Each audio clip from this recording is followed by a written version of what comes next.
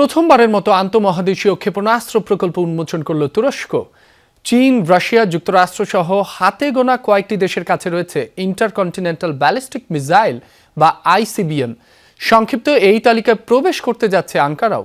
তুরস্কের দাবি, ইলদ্রি মহান নামের ক্ষেপণাস্ত্রটি শব্দের থেকে 9 থেকে 25 গুণ পর্যন্ত বেশি গতিতে ছুটতে পারে।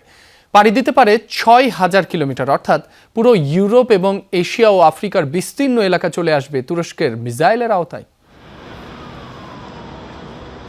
তুরস্কের ইস্তাম্বুলে চলছে 8ম SAHA international defence and aerospace exhibition, যাতে বিভিন্ন দেশের পাশাপাশি তুরস্কও তাক লাগাচ্ছে নিজেদের তৈরি অত্যাধুনিক বিভিন্ন সমরাস্ত্র প্রদর্শন করে, যার মধ্যে সবচেয়ে আলোচিত দেশটির প্রথম ইন্টারকন্টিনেন্টাল ব্যালিস্টিক মিসাইল বা আইসিবিএম।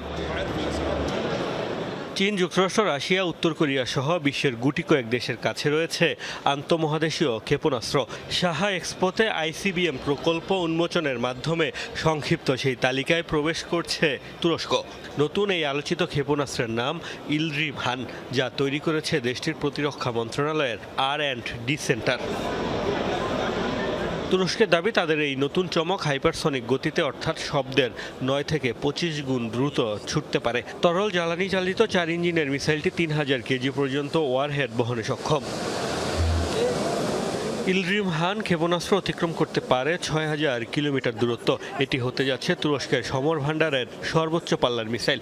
রাশিয়া, চীনের আইসিবিএম এর তুলনায় সক্ষমতা অনেক কম হলেও ইলদ্রিম হান পুরো ইউরোপ তো বটেই, এশিয়া ও আফ্রিকার সুবিশাল এলাকাকেও নিয়ে আসবে তুরস্কের মিসাইলের আওতায়। যদিও এই ক্ষেপণাস্ত্রের সক্ষমতা নিয়ে অস্ত্র বিশেষজ্ঞদের সংশয় রয়েছে, কারণ এখনও এর টেস্ট ফ্লাইট বা সফল পরীক্ষার কোনো তথ্য দেয়নি তুর্কি কর্তৃপক্ষ।